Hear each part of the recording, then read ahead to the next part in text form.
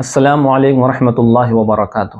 محترم حضرات، جیسا کہ ہم جانتے ہیں کہ رمضان المبارک کا مہینہ مکمل ہونے جا رہا ہے، چند روزے باقی ہیں، لیکن میرے دوستو ہم خود سمجھ سکتے ہیں کہ جیسا رمضان المبارک کا حق تھا وہ حق ہم ادا نہ کر سکے، جتنی ہم کو عبادت کرنی تھی وہ عبادتیں ہم نہیں کر سکے۔ جیسا اللہ تعالیٰ نے ہم پہ یہ مہینہ ہم کو عطا فرمایا، اس مہینے کے لمحات، اس مہینے کے دن، اس مہینے کے روزے ہم کو ملے تو یہ بہت بڑی نعمت ہے، لیکن ہم نے یوں ہی گوا دیا۔ لیکن میرے دوستو ہم نے جو بھی کیا، اللہ تعالیٰ سے جو بھی ہم نے اللہ تعالیٰ کی عبادتیں کی ہیں، جو اللہ تعالیٰ کو راضی کرنے کی کوشش کی ہیں، تو اس کی اب ہمیں اللہ تعالیٰ سے قبولیت کی دعا مانگنی ہے۔ کیونکہ ایسا ہوتا ہے کہ جب بندہ عبادت کرتا ہے تو علماء اکرام لکھتے ہیں کہ ہمیں اس مہینے کے اندر ایک تو سب سے زیادہ عبادت کرنی چاہیے، لیکن دو کام ضرور کرنے چاہیے اپنی اس عبادت کے ساتھ ساتھ۔ وہ کام کیا ہے؟ ایک کام یہ ہے کہ جب بھی ہم عبادت کریں تو ہمیں الحمدللہ کہنا چاہیے، یعنی اللہ کا شکر ادا کرنا چاہیے۔ وہ کیوں؟ وہ اس لیے کہ جب ہم عبادت کرتے ہیں تو بندے کے دماغ میں شیطان یہ ڈالتا ہے، اس کے دل و دماغ میں یہ بات آنے لگتی ہے کہ میں نمازی ہوں، میں روزے دار ہوں، میں زکوٰۃ دینے والا ہوں، میں دوسروں کی مدد کرنے والا ہوں، میں تلاوت کرنے والا ہوں، میں نے تو بہت عبادت کر لی۔ اور جب اس کے دماغ میں یہ ڈالتا ہے تو اس کے دل میں تکبر آنے لگتا ہے، اور جہاں تکبر آیا تو ہماری تمام عبادت بیکار ہو جاتی ہے، ہلاک اور برباد ہو جاتی ہے۔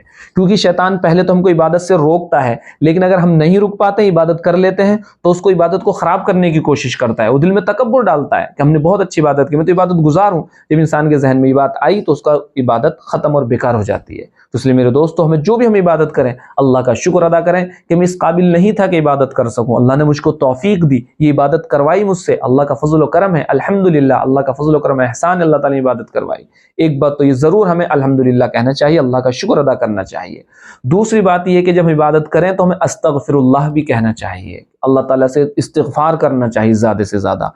وہ کیوں؟ کہ قرآن کریم میں آتا ہے کانوا قلیلا من اللیل ما یہجعون وبالاسحار یستغفرون، کہ بہت نیک لوگ بہت کم سوتے ہیں رات میں، بہت عبادت میں لگے رہتے ہیں، اور جب صبح ہوتی ہے تو استغفار کرتے ہیں۔ تو میرے دوستو قرآن کریم میں جب صبح ہوتی استغفار کرتے ہیں تو حضرت عائشہ رضی اللہ تعالی عنہا کہتی ہیں اللہ کے رسول سے، اللہ کے رسول اس آیت کا مطلب کیا ہے؟ کیونکہ جو نیک بندہ ساری رات عبادت میں مشغول ہے اور صبح جب ہوتی استغفار کر رہا ہے، استغفار کا کیا مطلب ہے؟ استغفار تو اس کو کرنا چاہیے جو کہیں گناہ میں مبتلا ہو، جو گناہ کر رہا ہو، جو گناہ کرتا ہو اس کو ہی استغفار کرنا چاہیے۔ جب اس عبادت میں مشغول ہے تو استغفار کا کیا مطلب ہے؟ اللہ کے رسول ارشاد فرماتے ہیں کہ استغفار اس لیے ہے کہ اللہ کے جو نیک بندے ہوتے ہیں استغفار کرتے ہیں کہ ہم میں وہ طاقت کہاں کہ ہم عبادت کر سکیں، اللہ تعالیٰ کا وہ حق ادا کر سکیں، اس لیے استغفار کیا جاتا ہے۔ اس کا دوسرا فائدہ یہ ہوتا ہے کہ جب ہم عبادت کرتے ہیں تو شیطان ہمارے دل میں دماغ میں بات ڈالتا ہے کہ اس عبادت کے لائق نہیں، ہماری عبادت تو ہم اس کا حق ادا نہیں کر سکتے، ہماری نمازیں کہاں ایسی اچھی ہوں گی جو ہم کو قبول ہو جائیں،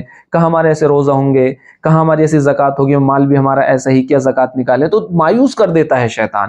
جب انسان مایوس ہو جاتا ہے تو عبادت سے دور ہونے لگتا ہے، عبادت سے دور ہونے لگتا ہے کہ میں اس قابل نہیں کہ میری عبادت میری قبول ہو جائے گی۔ تو پھر اگر ہم استغفار کریں گے، ان اللہ تعالیٰ سے مغفرت چاہیں گے تو اللہ تعالیٰ غفور رحیم ہے، کریم ہے، ہم کو معاف کرے گا۔ تو ہمیں استغفار کرتے رہنا چاہیے، اور اس وجہ سے بھی استغفار کرنا چاہیے کہ جو ہم نے عبادتیں کی ہیں اس میں جو کوتاہیاں غلطیاں رہ گئی ہوں اس کی طرف سے ہماری توبہ استغفار ہو جائے۔ تو جب اس کی طرف سے توبہ استغفار ہو جائے گا تو انشاءاللہ عبادت قبول ہوں گی، ہمارا بیڑا پار ہوگا، اللہ تعالیٰ میں عبادت کو قبول کرے گا۔ اور دوسری بات یہ ہے کہ رمضان کے چند روزے باقی ہیں، جو ہماری زندگی گزری ہے اور جو ہم نے عبادتیں کی ہیں اس کے بارے میں ہم زیادہ سے زیادہ اللہ تعالیٰ سے دعا کریں، توبہ استغفار کریں، کیونکہ جتنی ہم توبہ کریں گے، جتنے اللہ تعالیٰ سے دعائیں مانگیں گے، تو یہ دعا مانگنا ہی عبادت کا مغز ہے۔ عبادت کا مغز جیسے کہ مونگ پھلی ہوتی ہے تو اس کا چکل ہوتا ہے، اس میں دانہ ہوتا ہے، اس کو مغز کہا جاتا ہے۔ تو عبادت کا مغز ہے یہ دعا مانگنا۔ تو اللہ تعالیٰ سے جتنی ہو سکے توبہ کریں، استغفار کریں۔ لیکن یہ بھی آپ کو بتاتا چلوں کہ توبہ کرنے کا کئی قسمیں ہیں۔ ایسا نہیں کہ ہم اللہ تعالیٰ سے توبہ کریں اور گڑ گڑائیں روئیں تو اللہ تعالیٰ ہم کو یوں ہی سب چیزیں معاف کر دے گا۔ اس کی بھی کچھ طریقے ہیں، کہ کچھ طریقے تو وہ ہیں کہ جن کا بندوں کا ہم پر حق ہے، کچھ اللہ تعالیٰ کا ہم پر حق ہے۔ اب اللہ تعالیٰ کے حق میں بھی کچھ چیزیں ایسی ہیں جن کی قضا موجود ہے، اور کچھ چیزیں ایسی جن کی قضا نہیں ہے۔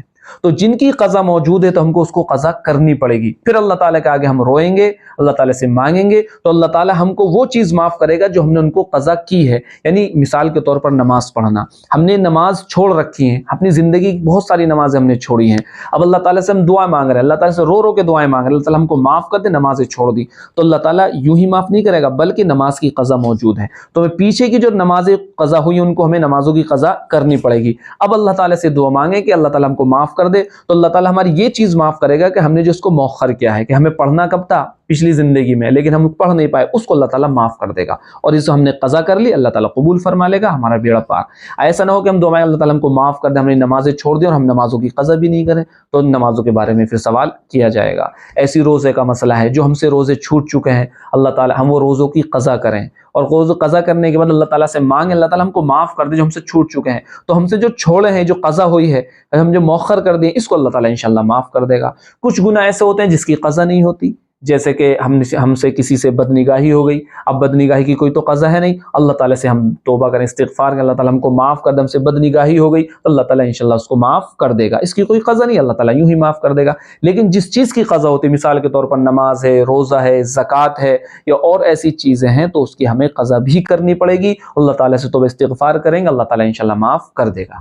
اسی طریقے سے بندوں کا مسئلہ آتا ہے, کسی کا ہم نے مال کھا رکھا ہے, کسی کو ہم نے ستا رکھا ہے, کسی کی چغلخوریاں کر رکھی ہیں, جھوٹ بول رکھا ہے, تو یہ گناہ ہم نے کر رکھے ہیں, ہم اللہ تعالیٰ کے آگے رو, اللہ تعالیٰ ہم کو معاف کر دے, تو میرے دوست اللہ تعالیٰ تبھی معاف کرے گا تب ہم جا کے جس کا مال اس کو ہم ادا کریں, اس سے معافی مانگیں کہ ہم تو مال ہمیں پہلے دینا تھا لیکن ہم معافی مانگتے ہیں, آج ہم آپ کو مال دے رہے ہیں. پھر اللہ تعالیٰ سے توبہ استغفار کریں تو اللہ تعالیٰ انشاءاللہ معاف کر دے گا. اسی طریقے سے کسی کو ہم نے ستایا, اس سے جا کے معافی مانگیں, پھر اللہ تعالیٰ سے معافی مانگیں, اللہ تعالیٰ ہم نے اس بندے کو ستایا تھا تو معاف کر دے, تو اللہ تعالیٰ انشاءاللہ پھر معاف کر دے گا. تو اس لیے میرے دوستو, توبہ کی بھی کئی قسمیں ہیں. جو ہم سے گناہ ہوئے, ہم سوچیں کہ ہم سے کیا کیا گناہ ہوئے ہیں, جن کی قضا ہے تو ان کی قضا کریں اور اللہ تعالیٰ سے معافی مانگیں, اور جن کی قضا ہی نہیں ہے تو اللہ تعالیٰ سے ویسے رو رو کے معافی مانگیں, انشاءاللہ اللہ تعالیٰ معاف کر دے گا. مجھے امید ہے کہ آپ کے ذہن میں بات آ گئی ہوگی اور آپ دعا بھی کریں گے انشاءاللہ. تو آپ حضرات سے گزارش ہے کہ آپ اپنے لیے بھی توبہ استغفار کریں اور میرے لیے بھی دعا کریں. اللہ تعالیٰ ہم سب کی مغفرت فرمائے, آمین. وآخر دعوانا الحمدللہ رب العالمین.